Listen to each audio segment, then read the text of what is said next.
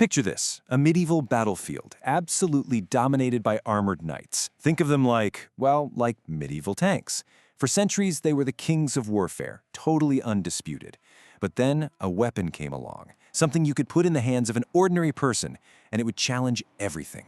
This is the incredible story of the crossbow. For hundreds of years, the battlefield really did belong to warriors who looked just like this. We're talking heavily armored knights on these massive, powerful warhorses known as destriers. They were the elite, a near-invincible force, and the absolute masters of what was called shock combat. And their elite status wasn't just about skill. It was protected by years of just grueling training and the absolutely staggering cost of their gear. A single coat of mail like that could be worth a small fortune, 60 sheep. To the average soldier on the ground, these guys must have seemed totally unbeatable. So this really was the great military problem of the age. I mean, think about it. When an opponent is completely encased in steel and is charging at you on a 1,000-pound horse, what do? How do you even begin to stop something that seems unstoppable? Well, the answer, as it turns out, wasn't to build a bigger or stronger knight. Nope, it was a weapon. A weapon that completely leveled the playing field. It turned an ordinary peasant into a potential knight killer. And that weapon was the crossbow. But here's the interesting twist. This supposedly revolutionary weapon, it wasn't new, not at all. It was actually an ancient piece of technology, just reborn with a brand new and frankly terrifying purpose on the battlefields of medieval Europe. The crossbow's story actually starts way, way back, not in a medieval castle, but in ancient China, all the way back in the 5th century BCE.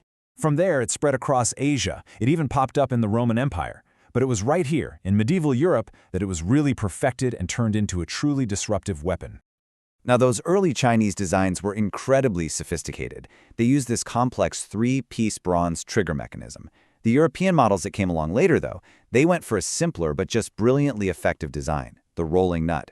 It's basically this little cylinder made of bone or metal, but it was strong enough to hold back the immense tension of the bowstring, and that made the weapon super reliable and a whole lot easier to mass produce. Okay, let's really dive into this, because this is the heart of why the crossbow was such a game changer. It wasn't just about raw power, it was about who could wield that power. That's the key. So, at its core, a crossbow is pretty simple, right? It's a bow mounted on a frame with a trigger. But the really crucial part is that mechanical lock. That's the magic. It holds all the energy of the drawn string, which means the user doesn't have to. Literally anyone, regardless of their physical strength, could hold this thing ready to fire. And this right here shows you its most radical advantage. Think about a longbowman. That person needed years, we're talking a lifetime of constant practice, to build the incredible strength and skill needed to be effective. But a crossbow? You could grab an untrained peasant off a farm and teach them how to use it effectively in like a week. It basically democratized killing on the battlefield. The whole process was just about mechanical advantage. The soldier would use their legs and back with a stirrup, or maybe a cranking device called a windlass, to draw that heavy string back. Once it was cocked, you could aim it for as long as you wanted without getting tired. And then, a simple pull of the trigger, and bam! All that stored energy was unleashed. The power came from the machine, not from the person's muscles. So you have to wonder, how did people react to this new power? I mean, when any commoner can kill the most elite, noble warrior on the field, that doesn't just change how you fight a battle. It shakes the very foundations of your entire society. Okay, so back in the early Crusades, a knight's main defense was something called a hauberk. It's basically a long shirt made of thousands of interlinked iron rings, chainmail. And, against swords and spears, it was actually really effective protection. But as crossbows got more and more powerful, that all went out the window. The heavy, chisel-pointed projectiles they fired, called bolts, could punch right through a shield and the chainmail underneath. All of a sudden, the knight's best defense was basically useless. And this effectiveness was just seen as terrifying. The church actually condemned the crossbow. They called it a threat to the whole code of chivalry, a coward's weapon, because it let some low-born soldier kill a noble knight from a distance without what they considered a fair fight. It was seen as just fundamentally unfair, a total violation of the way things were supposed to be. But for all its power, let's be clear, the crossbow was not some invincible superweapon. And its limitations were put on brutal display at the famous Battle of Crécy in 1346. This battle involved thousands of elite Genoese mercenary crossbowmen, some of the best in the world, who were hired by the French. It was just a total disaster, a perfect storm of failure. First, a sudden downpour soaked their bowstrings, which stretched them out and basically robbed them of their power.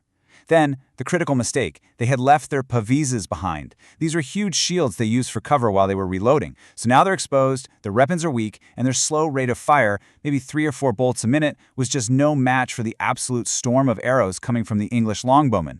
The Genoese broke and ran, and then, to make things even worse, they were cut down by the French knights who had hired them. The knights saw it as cowardice, not a tactical retreat. Just a complete catastrophe.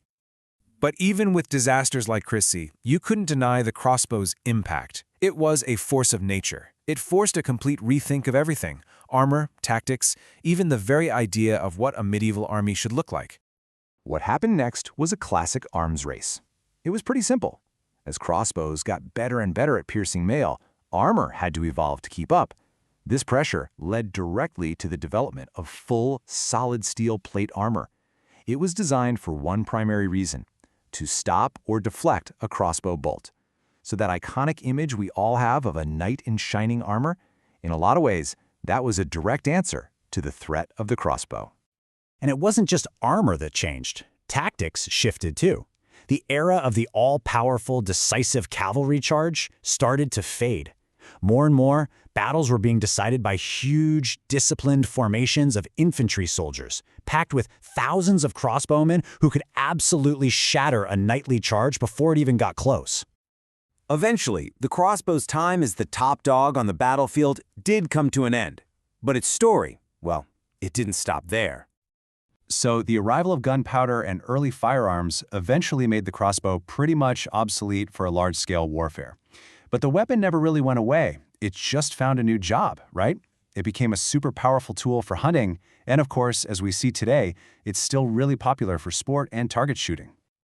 But its true legacy, the thing that really matters, is its role as a revolutionary force. This was one of the first weapons that proved that technology, not your family name, not a lifetime of training, could decide who wins a battle. It put incredible power into the hands of ordinary people, and by doing that, it helped tear down the old feudal order of warfare.